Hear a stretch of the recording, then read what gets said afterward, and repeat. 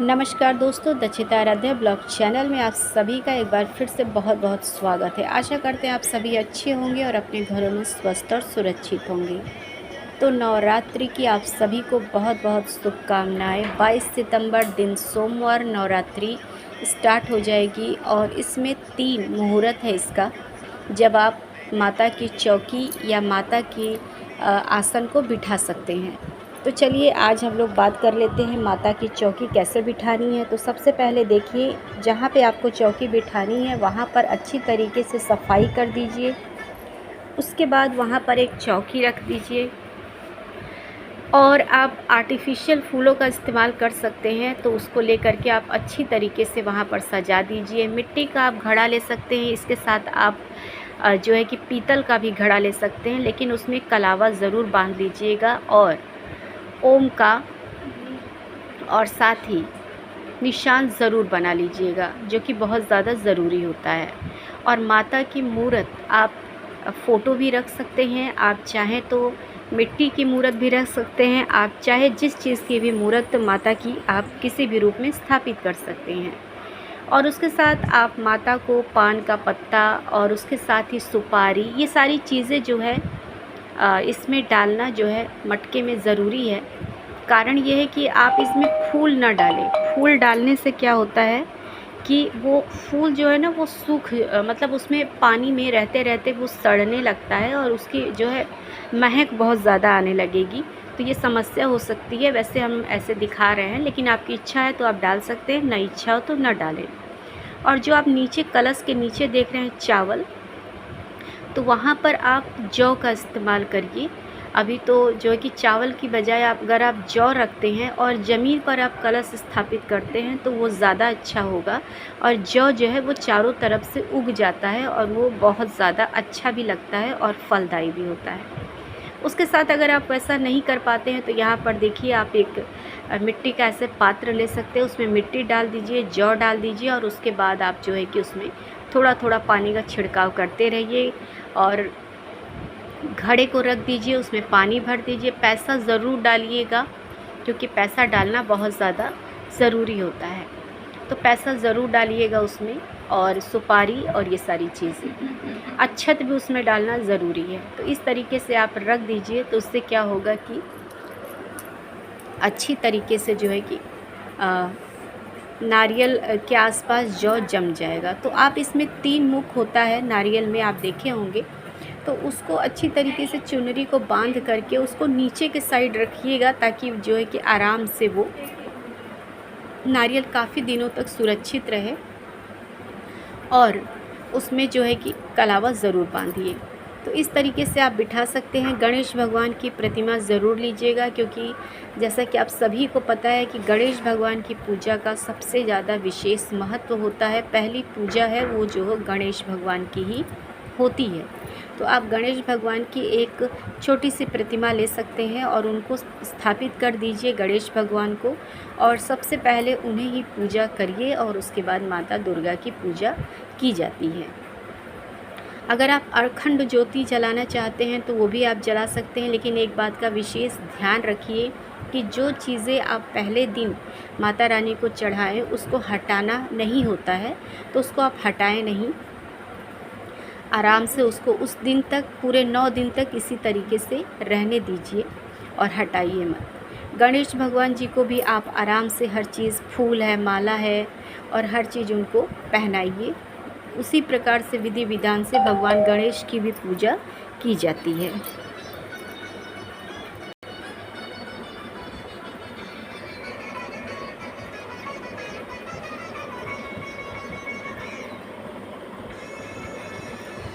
जो भी फूल आपको मिल जाए, जैसे कि गेंदे का फूल है या गुलाब का फूल है, जो भी फूल मिल जाए वो फूल ले लीजिए। माला फूल, वैसे तो माता को गुड़हल का फूल बहुत पसंद है।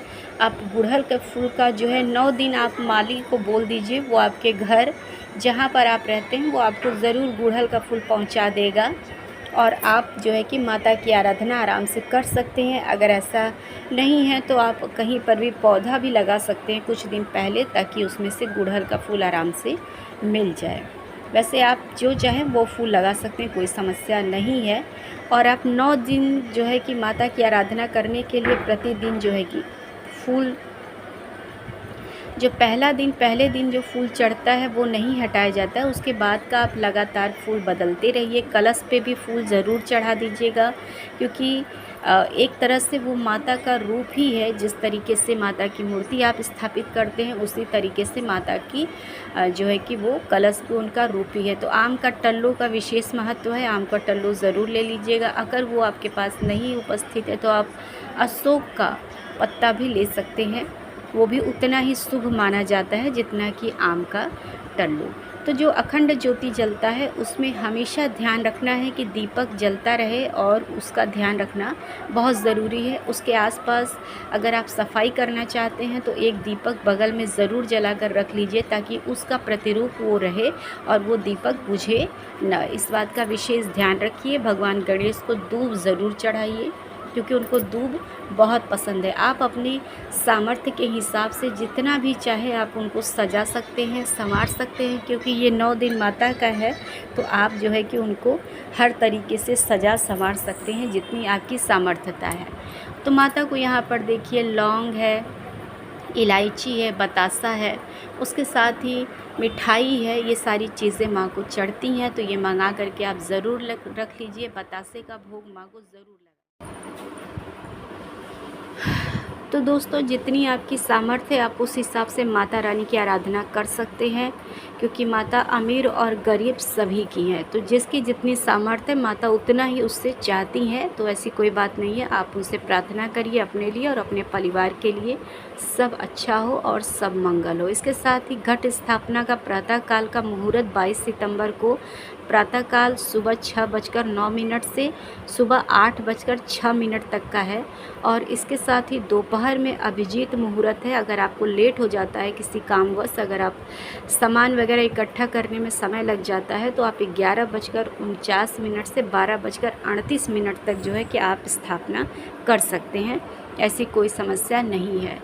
तो जैसा कि आप सभी को पता है कि 21 तारीख को है पितर समदनी, तो इस दिन अमावस्या भी लग रहा है। तो अमावस्या के दिन जो है कि बाल वगैरह धोना वैसे तो निषेध है, लेकिन पूजा पाठ के समय इन चीज़ों का ध्यान नहीं दिया जाता है, और त्योहारों पर इन चीज़ों का ध्यान नहीं दिया जाता है। तो आप बाल धुल सकते हैं, लेकिन जो महिलाएं नहीं धोना चाहती, अमावस्या पर सिंदूर वगैरह नहीं लगाना चाहती हैं, तो वो सुबह में, सोमवार की सुबह में उठ करके जो है कि सूर्य देवता के उगने से पहले ही आप जो है कि बाल अपना धुल सकती हैं और सिंदूर लगा सकती हैं, वही सही रहेगा।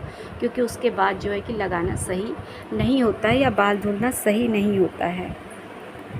इसके बाद जहाँ तक बात है पूजा पाठ का, तो 9 दिन आप माता की आराधना अच्छे से करिए। और उसके बाद 9 ग्रहों को ज़रूर बिठाइए। बहुत जगहों पर लोग 9 ग्रहों को बिठाते हैं और बहुत जगहों पर नहीं भी बिठाते हैं। लेकिन अगर आप 9 ग्रह को बिठा रहे हैं तो थोड़ा सा अक्षत रख लीजिए, उसके ऊपर जो है कि सुपारी के रूप में 9 ग्रहों को स्थापित ज़रूर करिए। उस पर भी आप सिंदूर का टीका ज़रूर लगाइए, माला फूल चढ़ाइए। लेकिन फूल जो है वो छोटे छोटे बच्चे टाइप के फूल आते हैं, जैसे गुलाब और चीज़ों में, तो उन चीज़ों को मत रखिए, क्योंकि साफ़ सफाई करते समय ग्रहों का हिलना सही नहीं होता है, और मूर्ति वगैरह भी नहीं हिलनी चाहिए।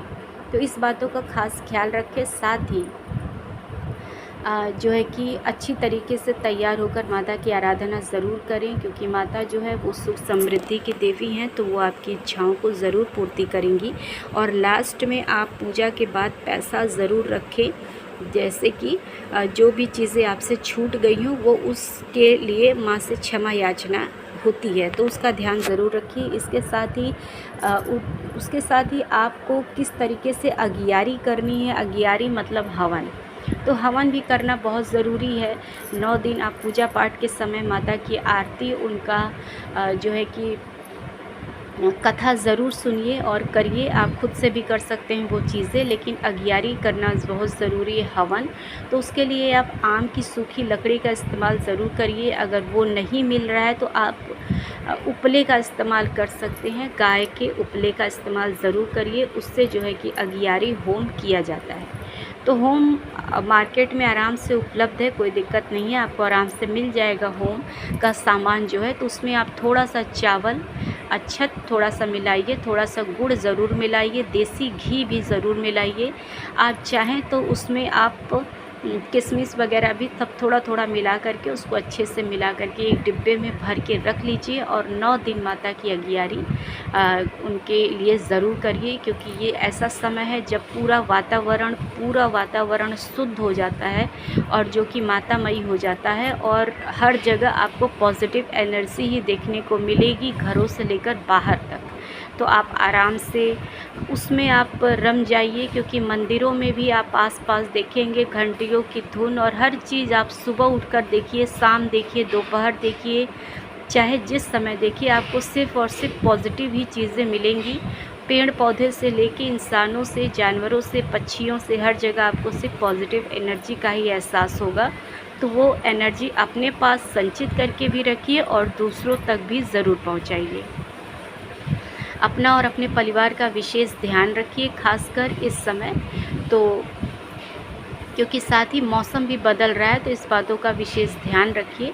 और अपने घर परिवार को साफ़ सुथरा ज़रूर रखिए। अपने घरों के साथ अपने बाहर का भी साफ़ सुथरे का विशेष ध्यान रखना बहुत ज़रूरी है। नवरात्रि हो चाहे उसके बाद ही क्यों न हो।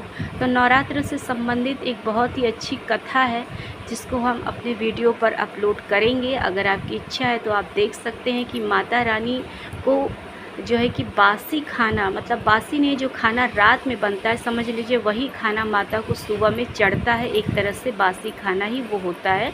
क्यों चढ़ता है और माता बूढ़ी बनकर ही क्यों जो है कि नवरात्र में आती हैं, लोगों को दर्शन क्यों देती हैं, तो इस बात का, इसकी कहानी जो हम अपने वीडियो पर ज़रूर अपने चैनल पर डालेंगे, तो आप लोग ज़रूर देखिएगा। और माता रानी आप सभी के ऊपर अपनी कृपा बनाए रखे, साथ ही मेरे और मेरे परिवार के ऊपर भी। तो अपना कीमती समय देने के लिए आप सभी लोगों का बहुत बहुत धन्यवाद। नमस्कार।